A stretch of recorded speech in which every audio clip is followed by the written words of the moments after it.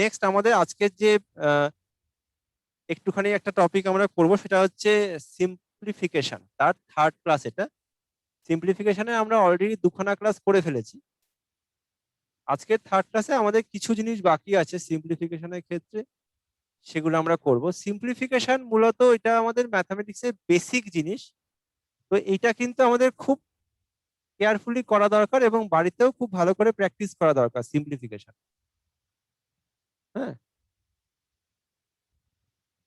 দেখো সিম্পলিফিকেশনের যেটুকু পোর্শন আমাদের বাকি আছে সেটুকু তো দেখে নাও।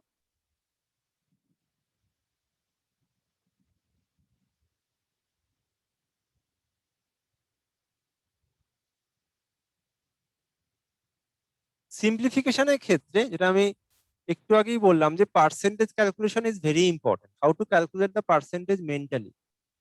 তো এটা আমি আগে করেছিলাম, তো হয়তো তোমরা অনেকে অ্যাটেন্ড করোনি, সেটা আবার দেখে নাও। আর সিম্পলিফিকেশনের ক্লাসগুলো সবই দেখবে ইউটিউবে দেওয়া আছে, আমাদের প্রিভিয়াস যে ক্লাসগুলো হয়েছে সেগুলো অবশ্যই গো থ্রু করে নিও। যদি না ওগুলো দেখে থেকো তাহলে দেখবে সিম্পলিফিকেশন চ্যাপ্টারটা নিয়ে আর কোনো সমস্যা থাকবে না। তো দেখো সিম্পলিফিকেশনে পার্সেন্টেজ কি করে তাড়াতাড়ি করতে হয় দেখে নাও।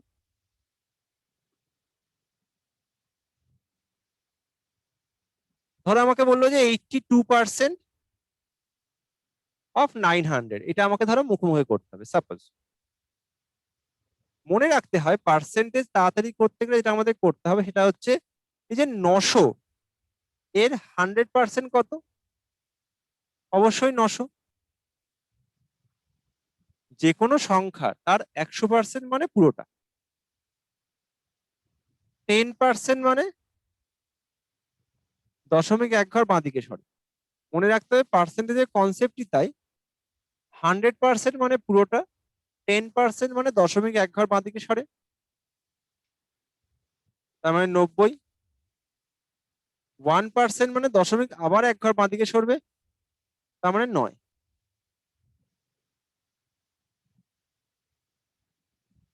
আমাকে দেখো কি বার করতে বলেছি, আমাকে বার করতে বলেছে 82% অফ 900। 82 মানে কি? 80 + 2। এবার দেখো 10% হচ্ছে 90, তাহলে 80% মানে কি? 8 টাইমস মানে 8 গুণ, তাহলে 90 গুণ 8, 8 × 9 = 72, মানে 720 প্লাস 2%। 1% হচ্ছে 9, তাহলে 2% কি হবে? 9 দুগুণে 18। So the answer is 720 plus 18, that is 738। এই পুরো যে আমি প্রসিডিওরটা বললাম এটা কিন্তু আমাদের পরীক্ষার সময় মেন্টালি করতে হবে, মানে মুখে মুখে করতে হবে। তো এটাই হচ্ছে প্র্যাকটিস। আর একটা উদাহরণ দিই, মুখে মুখে করবো আমরা। হ্যাঁ, ধরো বললো 77% অফ 800। দেখো মুখে মুখে করি। হ্যাঁ, কেউ পেন পেন্সিল ইউজ করো না, আমার সঙ্গে মুখে মুখে করো। আমাকে বলছে যে 77% অফ 800 বার করতে হবে। তাহলে 800-র 100% মানে 800, 800-র 10% মানে 80, 800-র 1% মানে 8। এবার 77% মানে কি? 80% -3। আমি 70 + 7ও করতে পারি, যে কোনো একটা করবে তোমার যাতে যা সুবিধা হবে, যেটা তুমি মুখে মুখে করতে পারো। ধরো 80 - 3 করছি, তাহলে 800-র আমার 10% কত? 80। 10% যদি আমার 80 হয় তাহলে 80% কত হবে? 8 × 8 = 64, 640।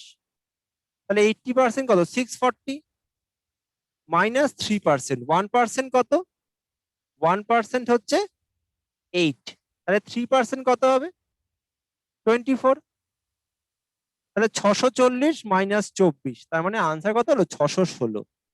So the answer is 616, that is the answer. So 77% of 800, the answer is 616।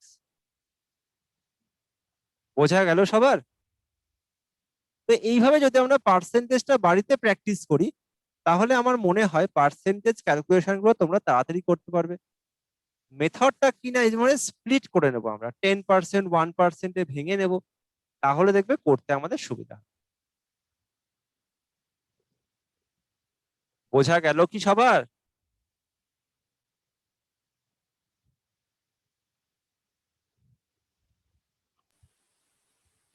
হ্যাঁ স্যার, বোঝা গেছে।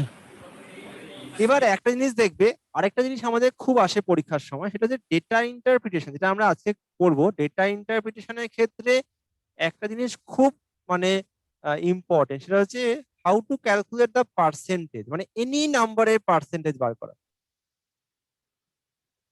একটা উদাহরণ দিই, ধরো ধরো যে কোনো মানে সংখ্যা আমি যদি নিই, ধরো 2589 ডিভাইডেড বাই ধরো 13,274 ইন্টু 100, যদি আমাকে এরকম বার করতে দেয় যে 2,589 13,274-এর কত পার্সেন্ট, এগুলো দরকার হচ্ছে তোমার স্পেশালি হচ্ছে ডেটা ইন্টারপ্রিটেশনের ক্ষেত্রে। দেখবে তোমার ডেটা ইন্টারপ্রিটেশন এরকম যে ক্লাস 8 স্টুডেন্টের সংখ্যা, টোটাল নাম্বার অফ স্টুডেন্টের কত পার্সেন্ট, তো এখানে দেখবে যে কোনো সংখ্যা আমার আসতে পারে, তার আমাকে পার্সেন্টেজ বার করতে দেয়। সিম্পলিফিকেশনের ক্ষেত্রে যেটা খুব ইম্পর্টেন্ট সেটা হচ্ছে অ্যাপ্রক্সিমেশন। এবার অ্যাপ্রক্সিমেশনের রুলটা আমি একবার বলে দিই এটা করার আগে। অ্যাপ্রক্সিমেশনের রুলটা হচ্ছে, ধরো 7.87 আছে, দিস ইজ অ্যাপ্রক্সিমেটলি কি হবে না, 7.9 হবে।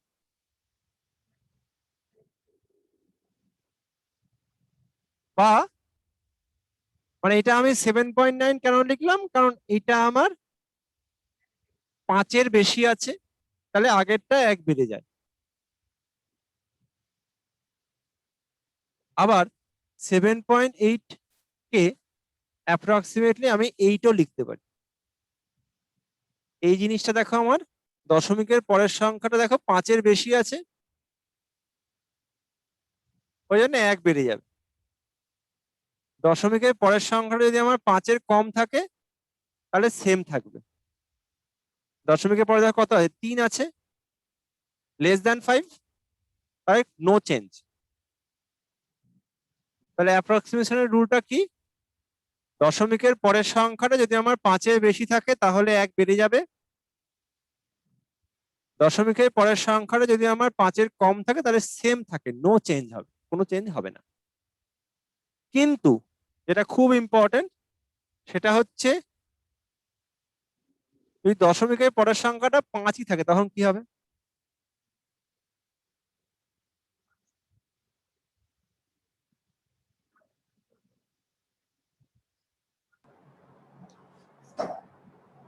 বলো, শোনা যাচ্ছে না, জোরে বলো।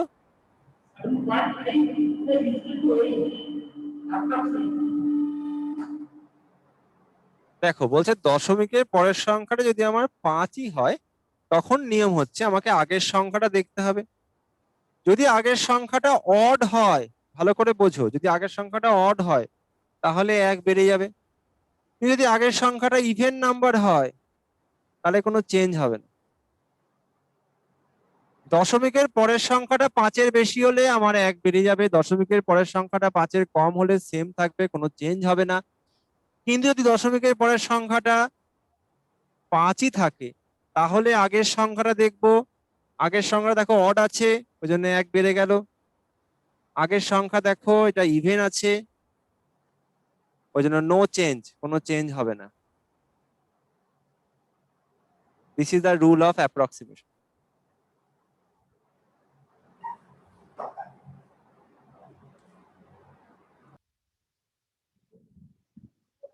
অ্যাপ্রক্সিমেশনটা কিন্তু আমাদের সিম্পলিফিকেশনের একটা খুব ইম্পর্টেন্ট পার্ট। অ্যাপ্রক্সিমেশনে কারো কোনো ডাউট রুলটাতে, কোনো এক্সচেঞ্জের? হ্যাঁ বলো, শুনতে পেলাম না, একটু জোরে বলো।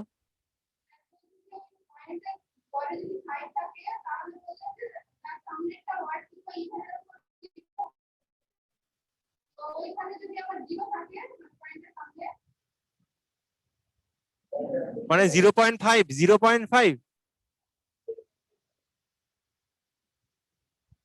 যদি আমার পয়েন্টের পর 5 থাকে তার আগে যদি 0 থাকে তাহলে আমি পরের সংখ্যাটা যাব, কারণ 0 তো ইভেন নাম্বার, মানে 0 বেসিক্যালি হোল নাম্বার, কিন্তু that is consider as a even number. তাহলে আমি পরের সংখ্যাটায় মানে 0.5 হলে আমি ওটা একই নেব, কারণ দেখো এটা কিন্তু আমাদের মানে আমি যেটা বললাম কনভেনশনাল নিয়মটা বললাম, যদি আমি 0.5 কে 0টাকে আমি ইভেন নাম্বার ধরে মানে কি নো চেঞ্জ হওয়া উচিত, কিন্তু 0.5 কে যদি আমি 0 নিই, ধরো কোনো মাল্টিপ্লিকেশন আছে, সাপোজ যদি এরকম থাকে, ধরো 7 ইন্টু 0.5 আছে, আমি যদি এটাকে অ্যাপ্রক্সিমেশন 0 নিই তাহলে তো আমার আনসারটা শূন্য হয়ে যাবে, তো সেটা ভুল হয়ে গেল। তো সেক্ষেত্রে আমাদের কিন্তু সবসময় কিন্তু যে কোনো রুলের ওই 1% 2% এক্সেপশন থাকে। সেক্ষেত্রে কিন্তু আমাদের এখানে 0.5 কে 0.5 হচ্ছে এটা হচ্ছে অর্ধেক, 0.5 মানে হচ্ছে হাফ, তাহলে যে সংখ্যাটাকে আমি 0.5 দিয়ে গুণ করব তার মানে জাস্ট অর্ধেক করে দেবো। তো সেক্ষেত্রে আমার অ্যাপ্রক্সিমেশনের কোনো দরকারই নেই। বোঝা গেল? আমি এই রুলটা অ্যাপ্রক্সিমেশন কখন করব, যখন আমাকে দেখবে অনেকগুলো এরকম দশমিক মানে ডেসিমেল মাল্টিপ্লিকেশন বা ডিভিশন দিয়ে, ধরো বললো 25.72 ইন্টু 5.83 ডিভাইডেড বাই 2.35, যখন এরকম আমাকে পরপর অনেকগুলো ডেসিমেলের মাল্টিপ্লিকেশন ডিভিশন দেবে, সেক্ষেত্রে যদি আমি সংখ্যাগুলোকে অ্যাপ্রক্সিমেশন করে গুণ ভাগটা করি, তাহলে কিন্তু আমি যে আনসারটা পাবো সেটা কিন্তু আনসারের সঙ্গে মানে অপশনের সঙ্গে মিলবে না, এক্সাক্ট মিলবে না, মিলতেও পারে আবার নাও পারে, কিন্তু আমি সেই আনসারটাই পাবো যেটা আমার অ্যাকচুয়ালি কারেক্ট যে আনসারটা তার কাছাকাছি। সিম্পলিফিকেশনের ক্ষেত্রে এই যে ধরো এরকম যদি থাকে, ধরো একটা কোশ্চেন আমি বলছি, ধরো বলে 3.79 ইন্টু 2.53 ডিভাইডেড বাই 1.87, ধরো এই একটা কোশ্চেন আছে, এটাকে আমি অ্যাপ্রক্সিমেশন করে সলভ করার পরে আমি যে আনসারটা পাবো সেই আনসার ধরো অপশনে নেই, তাহলে কোন আনসারটা আনসার হবে? আমার যে কোনো একটা অপশনে আনসার কারেক্ট হবে না, তাহলে সেই আনসারটাকে আমাকে নিতে হবে যেটা এর কাছাকাছি। এবং সেই আইডিয়াটা তোমার তখনই গ্রো করবে যখন তুমি এইভাবে অনেক কোশ্চেন বাড়িতে সলভ করবে। ধরো আমি সলভ করছি, ধরো ধরো 3.79, তার মানে অ্যাপ্রক্সিমেটলি 4 ইন্টু 2.53, কি হবে এখানে 2.53 তে?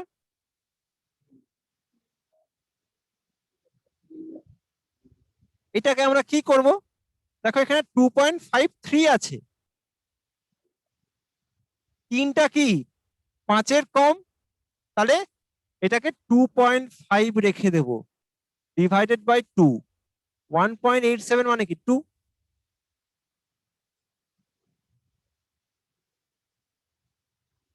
এবার কোনটা আগে হবে? সিম্পলিফিকেশনের ক্ষেত্রে মাথায় রাখতে হবে বডমাসের রুল কিন্তু আমাদের অ্যাপ্লাই করতে হবে। BODMAS means bracket of division multiplication addition subtraction.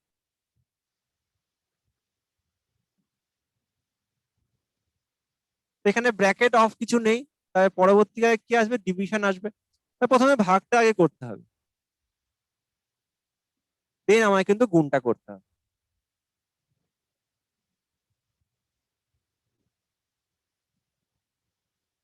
এখানে দেখো 4 ইন্টু 2.5 বাই 2, 2.5 কে 2 দিয়ে ভাগ করলে কত হয়, 1.25 হয়। গুণ করে দাও জাস্ট, কত হবে, 5 হবে answer। এবার দেখা যাবে ধরো অপশনে আমার 5 থাকতে পারে আনসার ডিরেক্টলি, আবার এরকমও থাকতে পারে অপশনে 5 নেই, 5 পয়েন্ট সামথিং আছে বা 4 পয়েন্ট সামথিং আছে, তাহলে যেটা সব থেকে কাছাকাছি সেটা আনসার হবে। এবার এই যে আইডিয়াটা যে আমি কোনটা নেব আনসার এক্স্যাক্টলি মিলে গেলে তো ঠিক আছে, আদারওয়াইজ যদি না মিলে আমার কোনটা হবে, এটা কিন্তু এই যে আমি নিয়মটা বললাম, তোমাদের কাজ হচ্ছে বাড়িতে যে বই আছে, আরিয়ান বলো, আর এস আগরওয়াল বা যে কোনো বই ম্যাথামেটিক্স, সেখান থেকে সিম্পলিফিকেশনের এই ধরনের কোশ্চেন গুলো যেখানে এরকম পরপর বিভিন্ন গুণ যোগ ভাগ দেওয়া আছে, বিয়োগ দেওয়া আছে, সেগুলো সলভ করো। সলভ করে দেখো যে আনসার মিলছে কিনা। যদি আনসার মিলে যায়, তুমি যদি লজিক বুঝতে পারো তো ভালো, যদি না মেলে আমাকে বলো, আমি করে দেবো। পরবর্তী ক্লাসে নিয়ে এসো সেই পার্টিকুলার কোশ্চেনটা, আমি করে দেবো। রেগুলার ক্লাস অ্যাটেন্ড করো, তাহলে তোমাদের দেখবে রেগুলারিটি মেনটেন হলে। হঠাৎ হঠাৎ করে কোনোদিন ক্লাসে এলে কি হয়, আমাদের আগে যে ক্লাসগুলো হয়ে গেছে তুমি জানো না, হট করে আজকে চলে এসছো, বা তারপরে ধরো এলে না, তো এর ফলে এটা হয় তোমাদেরই সমস্যা হয়। তো রেগুলার যেভাবে আমাদের প্রতি সপ্তাহতেই ক্লাস হয়, সেই ক্লাসগুলো সবাই রেগুলারিটি মেনটেন করে অ্যাটেন্ড করো, তাই দেখবে তোমরাই বেনিফিটেড হবে।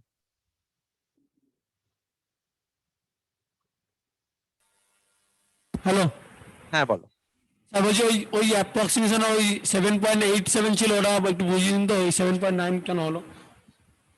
এই যে এটা কি, 7টা কি 5-এর বেশি না?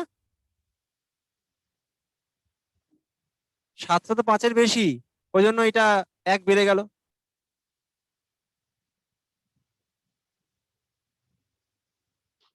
7.87, 7টা তো 5-এর বেশি, ওই জন্য আগে আমার 8 ছিল, ওটা 9 হয়ে গেল। বোঝা গেল? বুঝতে পারলি? হ্যাঁ স্যার। আচ্ছা, তো আমাদের দেখো একটা কোশ্চেন আমরা সলভ করে নিই।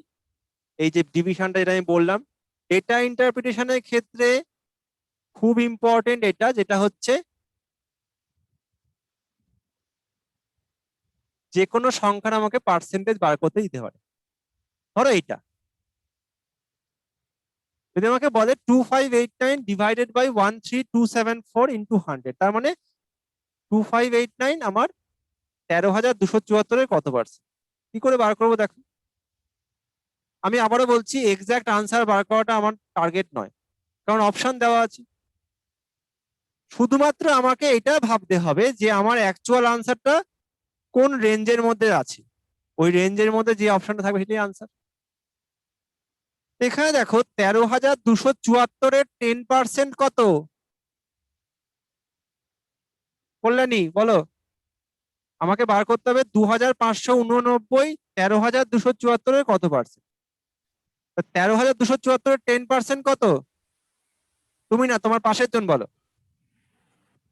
13,1327.4। তার মানে অ্যাপ্রক্সিমেটলি কত হবে?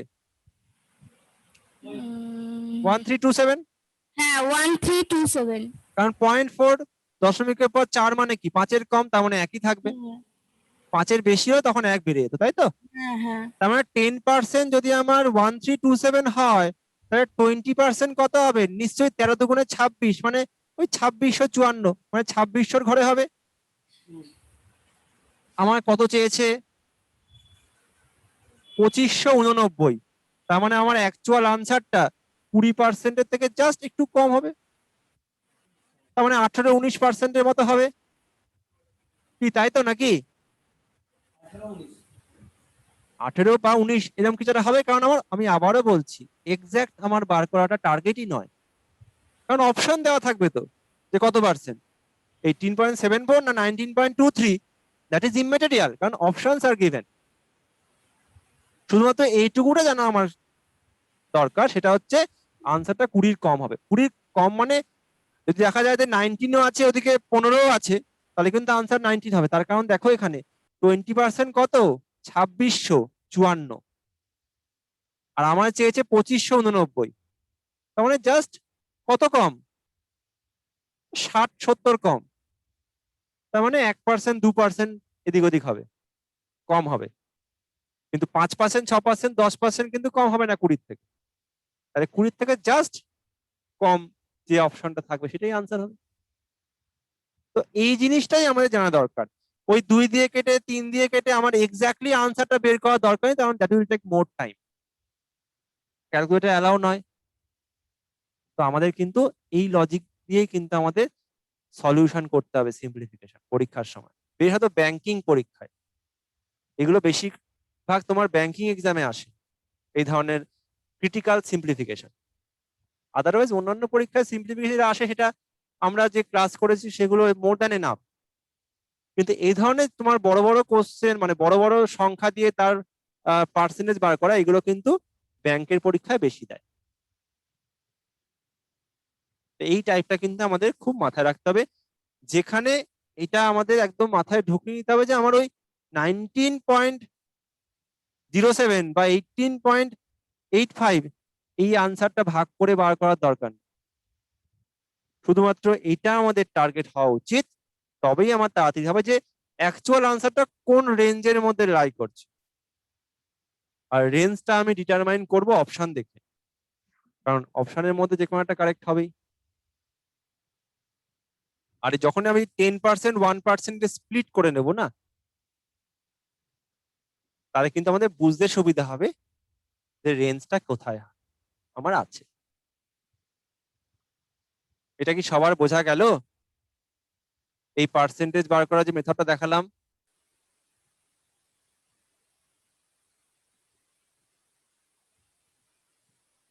কোনো এক্সচেঞ্জে কারোর কোনো ডাউট?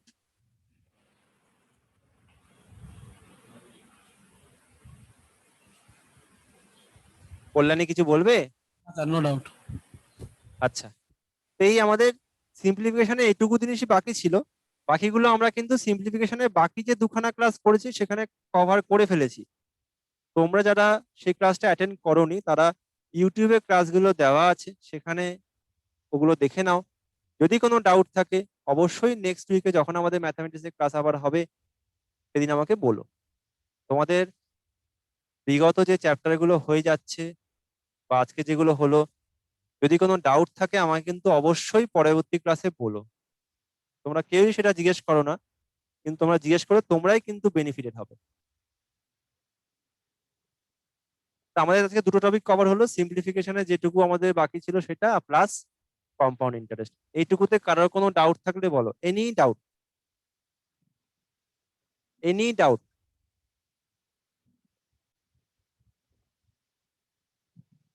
কোনো এক্সচেঞ্জে কারোর কোনো ডাউট?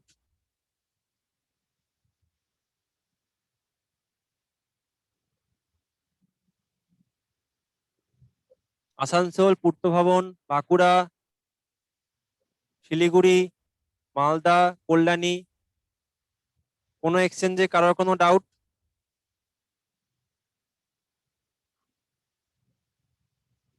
ঠিক আছে, তাহলে আমরা আজকের সেশন এখানেই শেষ করছি। Thank you very much.